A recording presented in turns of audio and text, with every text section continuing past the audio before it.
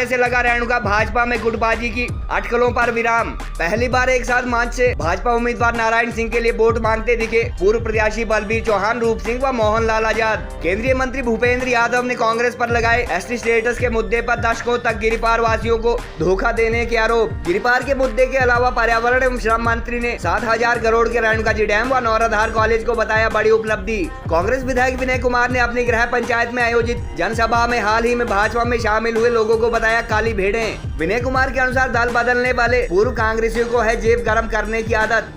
कांग्रेस की मीटिंग में मौजूद राजपूत व ब्राह्मण समुदाय के लोगों के नाम लेते हुए कमजोर तबके के लोगों से दल बदलुओं के दबाव में न आने की अपील की। भारत सरकार के पर्यावरण एवं श्रम मंत्री भूपेंद्र यादव की अध्यक्षता में आज नौराधार में हुई भाजपा की इलेक्शन रैली व जनसभा में पूर्व प्रत्याशी बलबीर चौहान, रूप सिंह व मोहन लाल आजाद आदि द्वारा पहली बार भाजपा उम्मीदवार नारायण सिंह के समर्थन में मतदान की अपील किए जाने से फिलहाल पार्टी में गुटबाजी की अटकलों पर विराम लग चुका है। गौरतलब है कि पिछले 2 विधानसभा चुनाव में यहाँ भाजपा की हार का मुख्य कारण गुटबाजी रहा है और इस बार भी एसडीएम कार्यालय संगड़ा में भाजपा उम्मीदवार के नॉमिनेशन के दौरान प्रदेश अध्यक्ष सुरेश कश्यप की अध्यक्षता में हुई जनसभा व शक्ति प्रदर्शन में टिकट के अन्य 2 संभावित दावेदार एवं पूर्व प्रत्याशी बलबीर चौहान तथा पूर्व विधायक रूप सिंह मौजूद नहीं रहे थे। नौराधार में हुई जनसभा में केंद्रीय पर्यावरण वन एवं जलवायु परिवर्तन मंत्री भूपेंद्र यादव ने अपना भाषण गिरिपार को एसटी स्टेटस पर केंद्रित रखा और 55 साल पुरानी इस मांग के लिए कांग्रेस पर क्षेत्रवासियों को दशकों तक गुमराह करने के आरोप लगाए। केंद्रीय मंत्री भूपेंद्र यादव के अनुसार अब जब 154 पंचायतों की उक्त मांग सिरे चढ़ी है तो कांग्रेस इस मुद्दे पर अलग अलग कम्युनिटी के लोगों को मिसगाइड अथवा भ्रमित करने की कोशिश कर रहे हैं। केंद्रीय मंत्री ने यह भी दावा किया कि एक वर्ग अथवा सवर्ण आबादी को एसटी स्टेटस मिलने से एसटी समुदाय के लोगों के अधिकार प्रभावित नहीं होंगे। हालांकि कानून के जानकारों के अनुसार क्षेत्र के 1,60,000 की राजपूत व ब्राह्मण जैसी आबादी को अनुसूचित जनजाति दर्जा मिलने पर वह एट्रोसिटी एक्ट के दायरे में नहीं आएंगे और एसटी स्टेटस का विरोध कर रही गिरिपार अनुसूचित जाति समिति इसी मुद्दे को प्रमुखता से उठा रही है। केंद्रीय पर्यावरण मंत्री ने प्रधानमंत्री नरेंद्र मोदी द्वारा करीब 7,000 करोड़ के रेणुका जी बांध प्रोजेक्ट का शिलान्यास किए जाने को क्षेत्रवासियों के लिए बड़ी सौगात बताया और नौराधार में डिग्री कॉलेज खुलने की 1 दशक पुरानी मांग पूरी होने को भी उन्होंने बड़ी उपलब्धि बताया। पर्यावरण मंत्री की इस रैली में जहां भाजपा भारी भीड़ जुटने का दावा कर रही है, वहीं अशोक चौहान व स्वर्ण नेगी आदि कांग्रेस जॉन प्रभारियों के अनुसार जनसभा में भीड़ बहुत ज्यादा नहीं थी और उक्त रैली फ्लॉप शो रही। प्रधानमंत्री नरेंद्र मोदी जी और मुख्यमंत्री जयराम जी ने किया, उसमें तकलीफ कांग्रेस पर और उनको मैं अभी सिलाई में भी था, उनको इतनी तकलीफ है। अच्छा ये मिल गया तो फिर इसका क्या अर्थ होगा, फिर इनका क्या होगा, फिर उनका क्या होगा। अरे भाई ये जो मिला है ये एडिशन मिला है, हमारे अनुसूचित जाति भाइयों के अधिकार सुरक्षित हैं और एडिशन में जो बाकी लोग हैं उनको भी सुरक्षित करने का काम किया गया। ये एडिशन है, ये एक का निकाल के दूसरे को दिया। भाई ये तो आप लोग करते थे, ना एक को देते थे ना दूसरे को देते थे, ऐसे ही 70 साल निकाल लेते थे। ये भारतीय जनता पार्टी है जिसका ये पूरा संकल्प है कि संविधान में दिए गए अनुसूचित जाति जनजाति के पूरे अधिकार सुरक्षित तरीके से उनको मिलेंगे। ये प्रधानमंत्री नरेंद्र मोदी जी का संकल्प। वो 40 की उनके बच्चे 77 में आए, दूसरी पीढ़ी भी चली गई।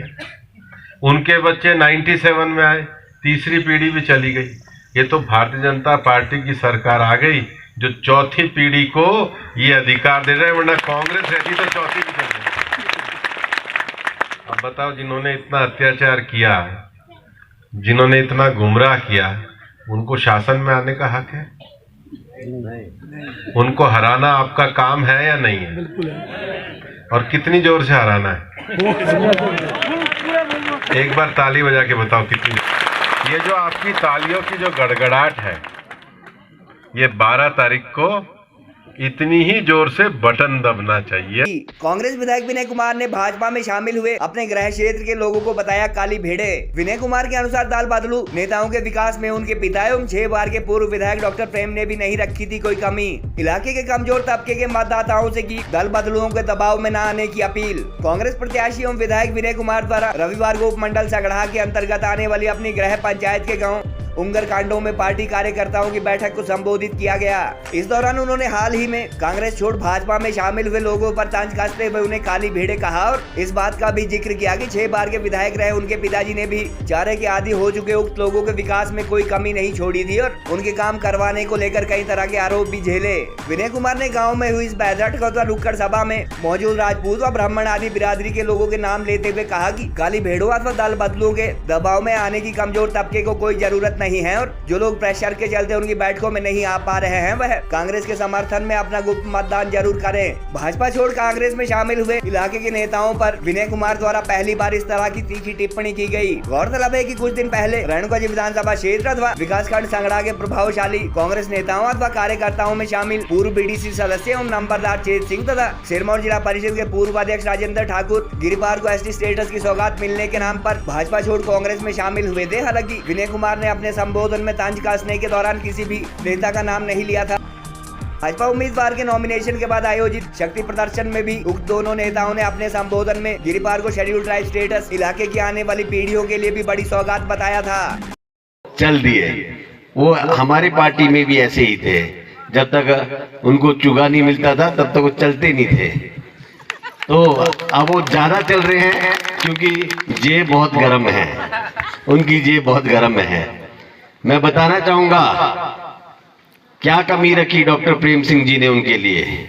जो लोग यहाँ हमारे बहुत से कुछ लोग ऐसे हैं जिन्होंने जिंदगी भर तक कांग्रेस की रोटियां खाई, जिन लोगों के वजह से डॉक्टर प्रेम सिंह जी और विनय कुमार को हमेशा बदनाम होना पड़ा कि अपने घर के सारे लोग नौकरी में लगाए पर गरीब के नहीं लगाए, वो लोग आज बीजेपी में चले गए। अगर मैं गलत बोल रहा हूं तो आप मुझे टोक सकते हैं। यहाँ पूरे भोज के जो वरिष्ठ लोग यहाँ हमारे बीच में बैठे हैं, जिसमें ठाकुर भी है, पंडित भी है, हमारे हरिजन भाई भी है। हम ये समझते हैं कि जब तक आदमी अपने घर में होता है उसकी बहुत कदर होती है।